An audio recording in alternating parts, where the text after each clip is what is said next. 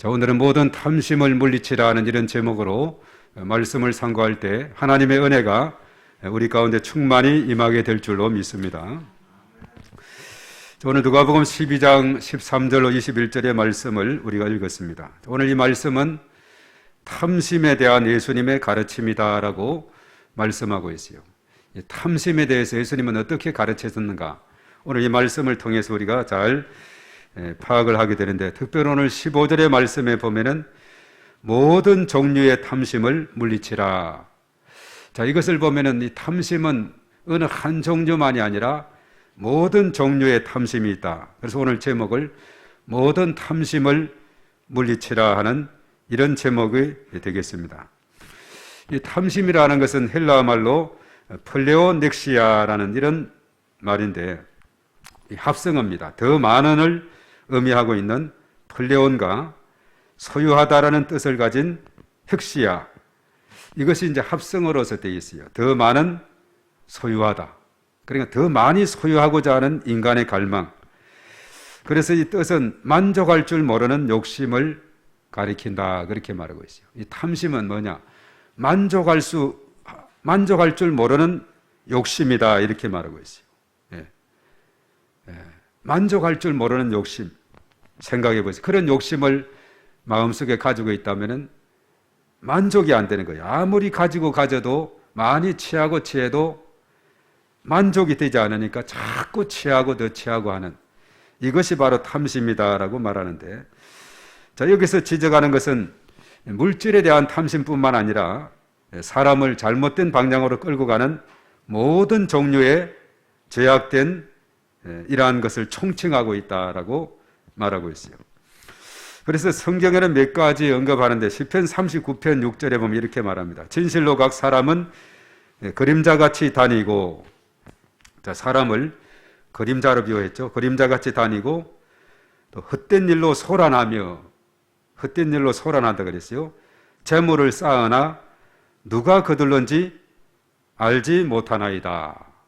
인생에 대해서 넓게 생각하면서 정리하고 있어요. 그림자 같고 헛된 일로 소란하고 재물을 계속 쌓지만은 궁극적으로 누가 거둘지 알지 못한다, 이렇게 말하고 있어요. 그래서 막 재물을 쌓아나가고 헛된 일로 소란하고 이것에 심취해 있는 걸 봅니다. 우리가 구약 이스라엘의 역사를 보면 광야길에서 하나님께서 만나를 주셨죠. 출애굽기 16장에 보면은 하루에 한 사람에게 한 오멜이라 하는 딱 일정량을 주었어요. 그런데 어떤 사람은 욕심이 많아서 더 많이 거둡니다. 그런데 하루치 먹고 나서 그 다음 남는 것은 벌레가 생기고 냄새가 나서 못 먹게 되었어요. 그런데 여섯째 날에는 갑절로 내리셔서 안식일은 쉴 수 있도록 쉬고 그것을 이틀 동안 먹을 수 있도록 했는데, 평일날은 한 사람이 한 오멜씩, 욕심이 많아서 두 오멜, 세 오멜 이렇게 모아도 나머지는 벌레 생기고 냄새가 나서 못 먹게, 하나님께서 이 광야길의 이스라엘 백성들을 그날 일용할 양식으로 먹이시고 채워주셨다, 이렇게 말씀하고 있죠. 더 많은 욕심을 가져도 아무런 소용이 없는, 그날 먹을 일용할 양식을 주셨는데, 자그마치 이것은 그들이 가나안 땅에 들어가서 여호수아 5장 12절의 말씀 보면 천동사를 지어서 먹을 때까지 계속 같이 하나님이 내려주셨어요. 얼마나 하나님 은혜가 큰지 모릅니다.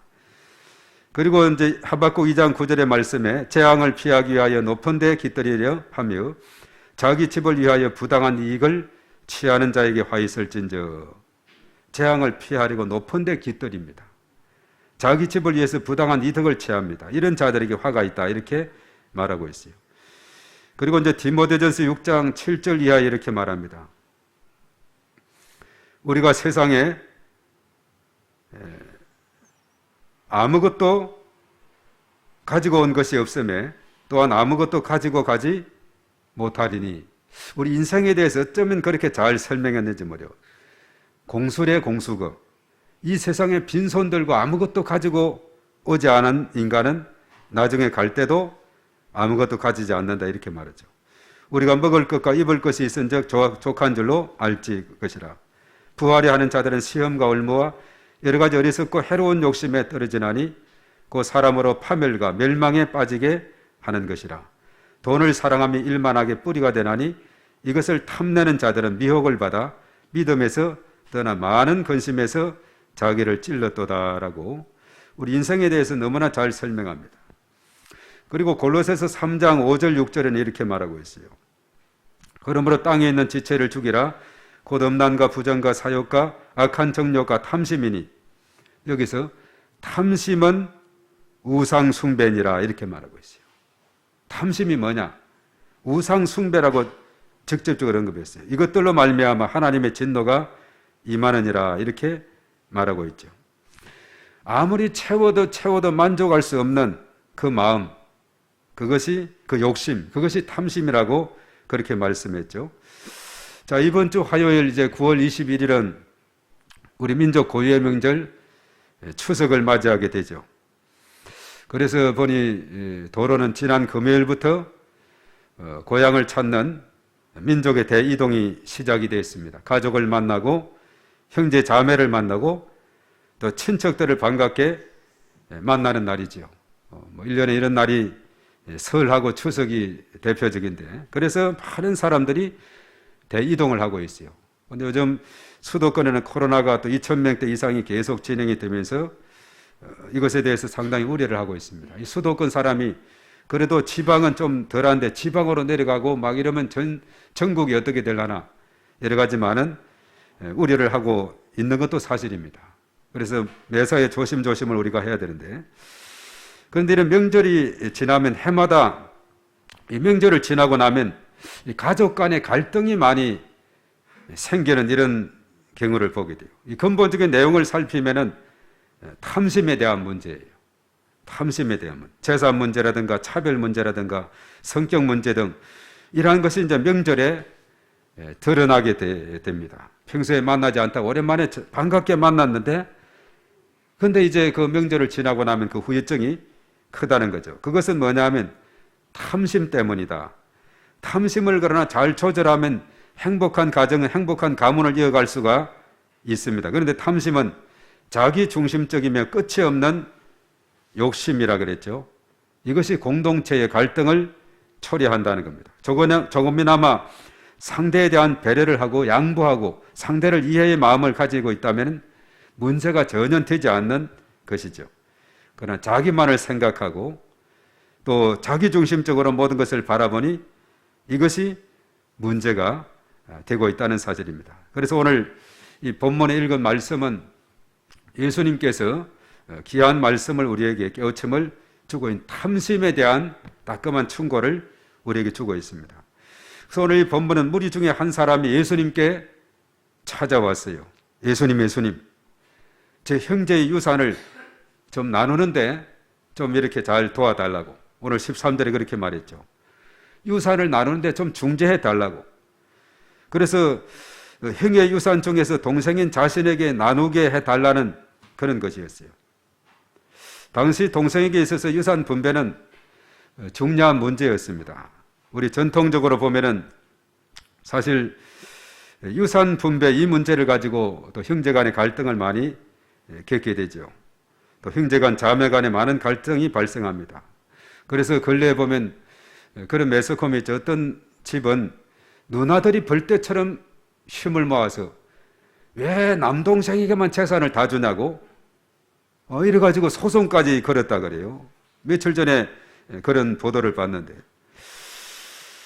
그래서 과거 전통, 한국 전통에서는 이 제사를 모시는 그 장남에게 좀 많은 것을 주고 남동생들에게 조금 떼어주고 딸들은 주지 않는 이런 경향이 있었는데 근래 와서는 평등을 이렇게 생각하면서 딸들도 자기 주장을 하는 것입니다.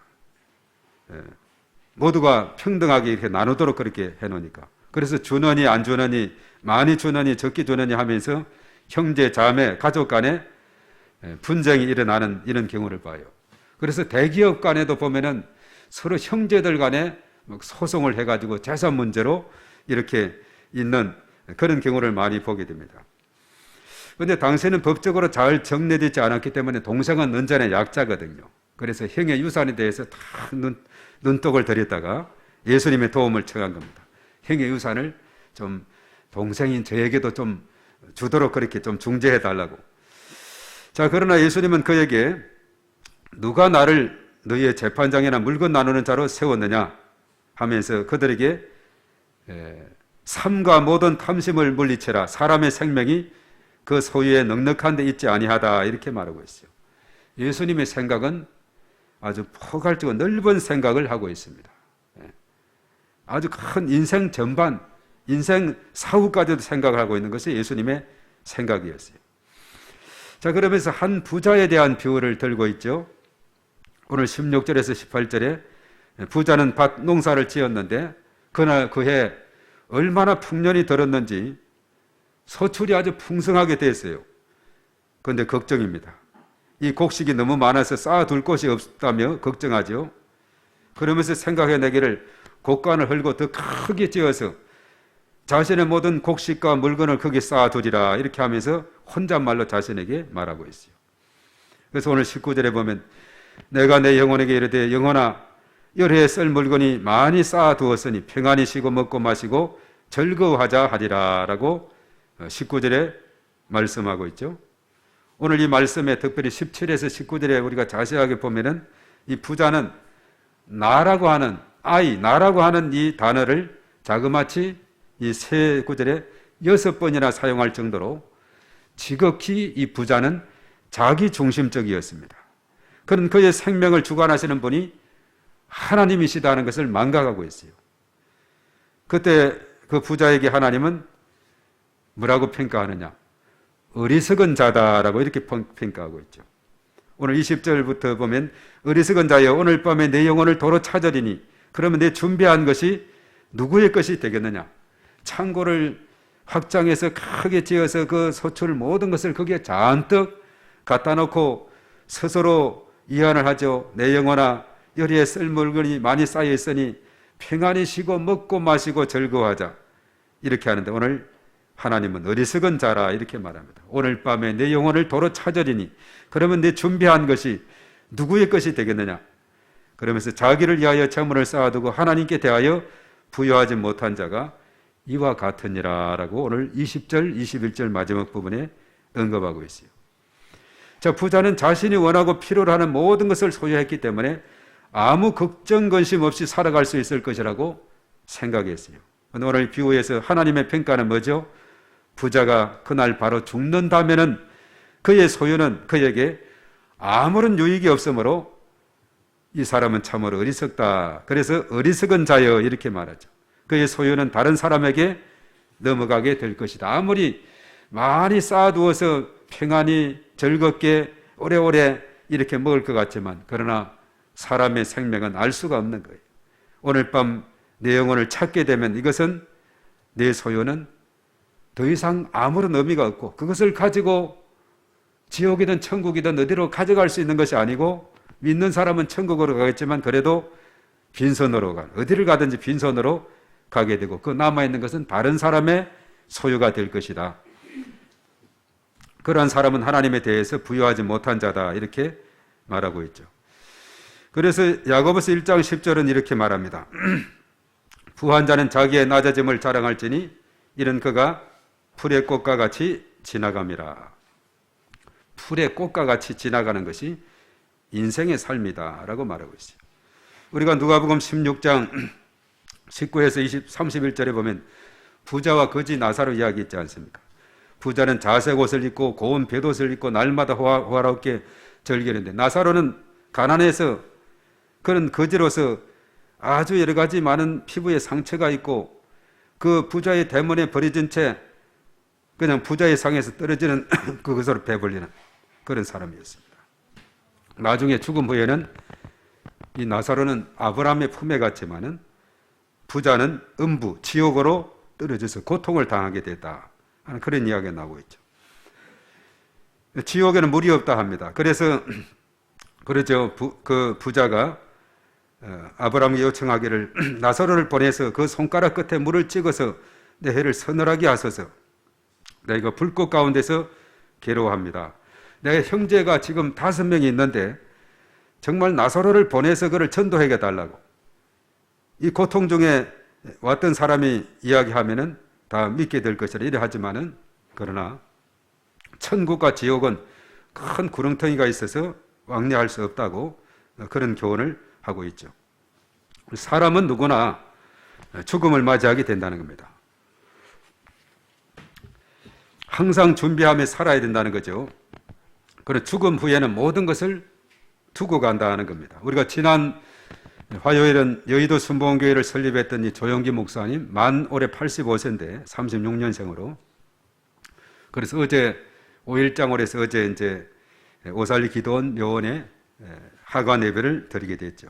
생중계로도 하고 됐는데, 그 조 목사님의 일대기를 쭉 들어보면 언젠가 새롭게 와서에서도 몇 번 나왔는데, 17살 때 하나님을 부정하고 전혀 알지도 못하던 소년이 폐결핵에 걸려서 다 죽어가는 그런 가운데 있었고, 병원에서도 더 이상 가망이 없다고 집에 가서 마음껏 먹고 그냥 하다가 이제 죽음을 준비하라는 이런 식으로 이제 이야기를 했다는 거죠. 그 의사들이 영어로서 서로 이야기하더래요. 근데 그때 영어를 잘 알기 때문에 본인은 들었는데, 그 아버지 같이 데려갔던 그 아버지는 집에 가서 잘 먹고 잘 지내라 하니까 이제 다 나은 줄 알고 아버지는 그랬다는데, 본인은 내가 이제 죽게 되었구나.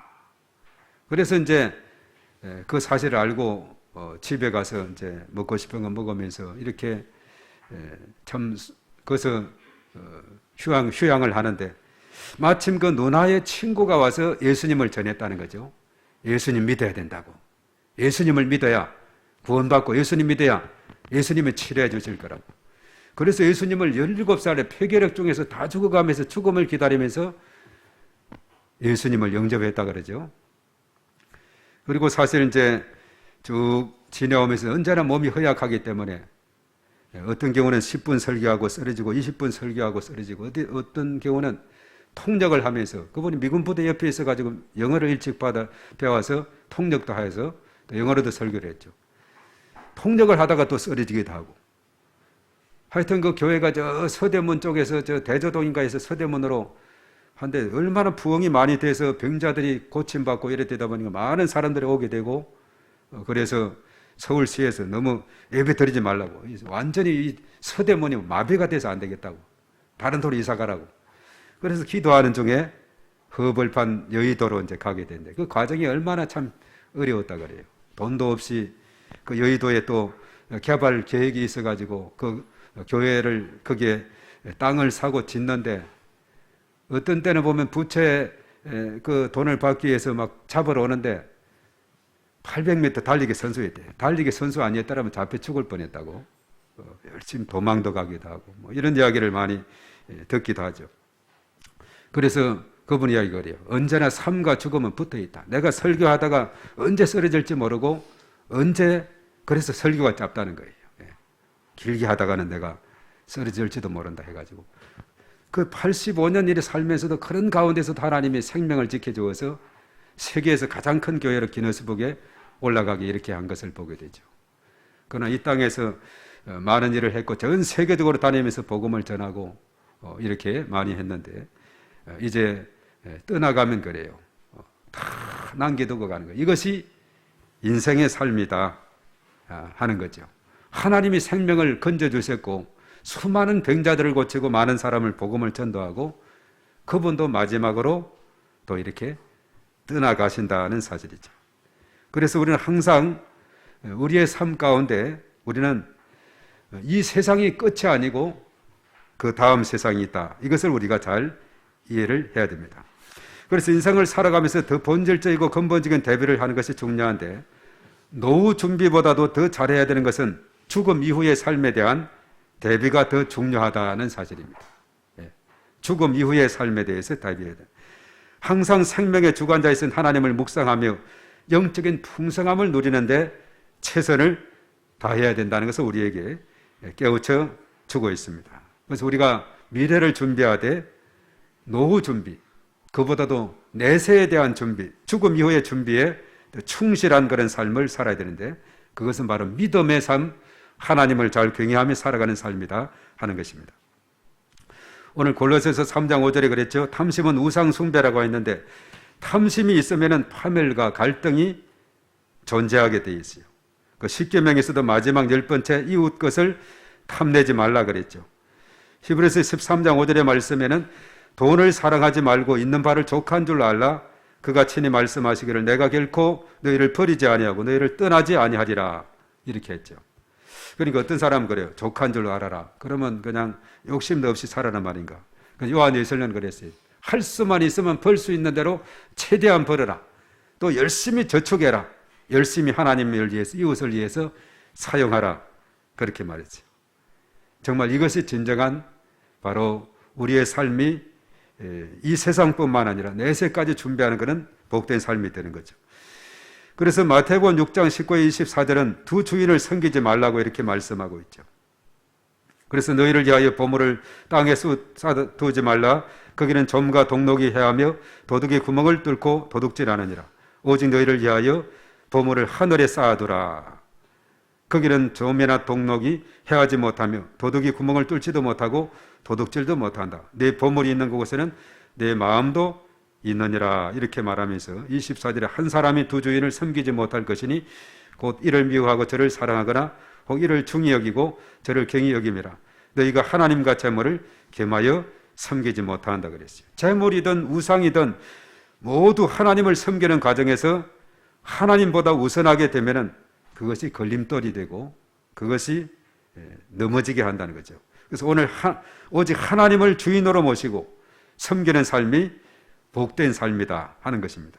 그래서 오늘 이 말씀은 올바른 물질관 또 올바른 우리의 신앙의 자세를 말해주고 있는데 만몬이냐 하나님이냐 그 갈림길에서 하나님을 선택하고 우상이냐 하나님이냐 갈림길에서 하나님을 선택하는 삶을 살아야 된다는 사실입니다.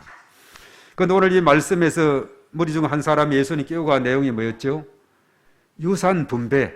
다른 것은 다 뒤로 하고 어쩌면 형의 유산을 조금이라도 더 받을 수 있을까? 유산 분배.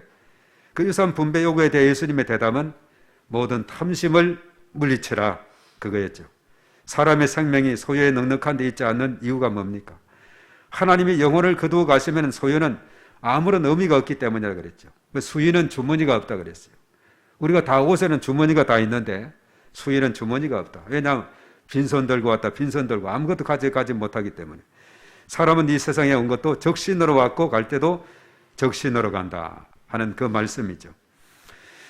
그래서 오늘 풍성한 소출을 곳간에 쌓아두고 절구하는 부자, 하나님은 그를 어리석은 자다 이렇게 말씀했죠.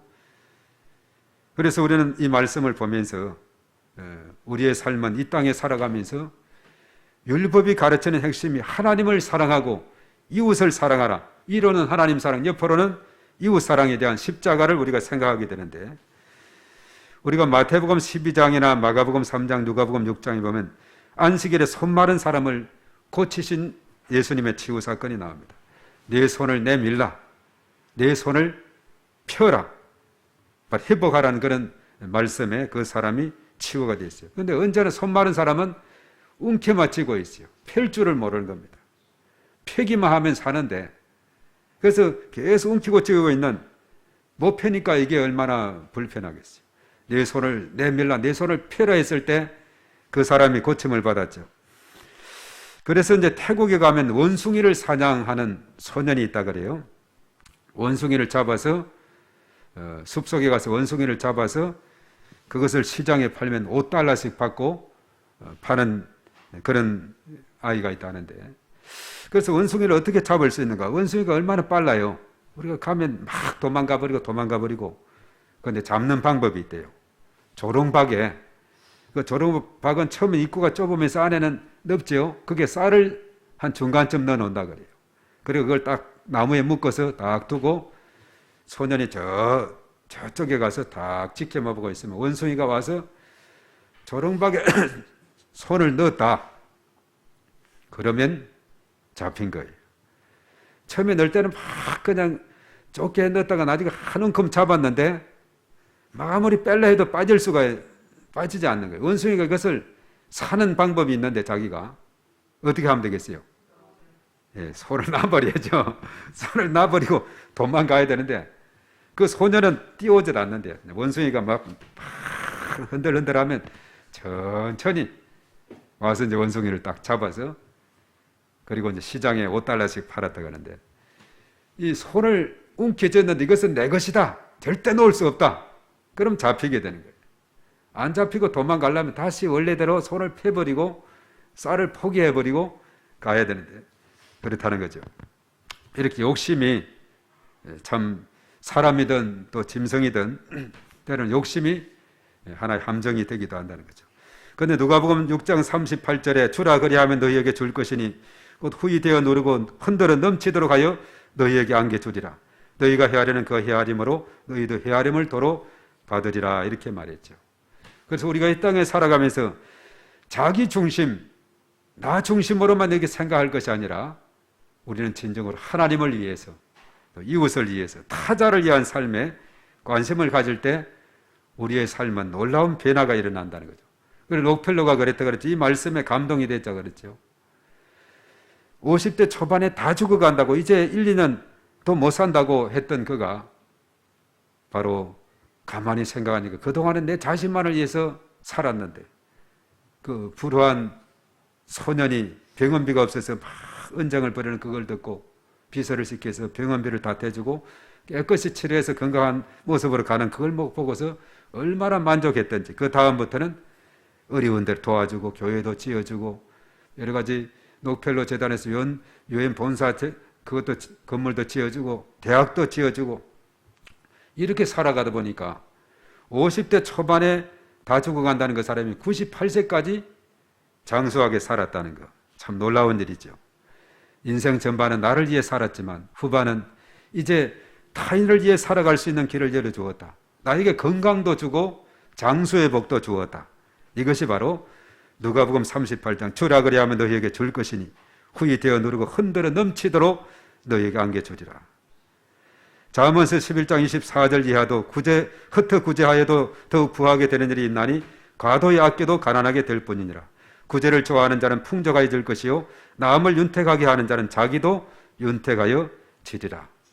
이러한 일이 이 세상에 참으로 많이 일어나고 있습니다.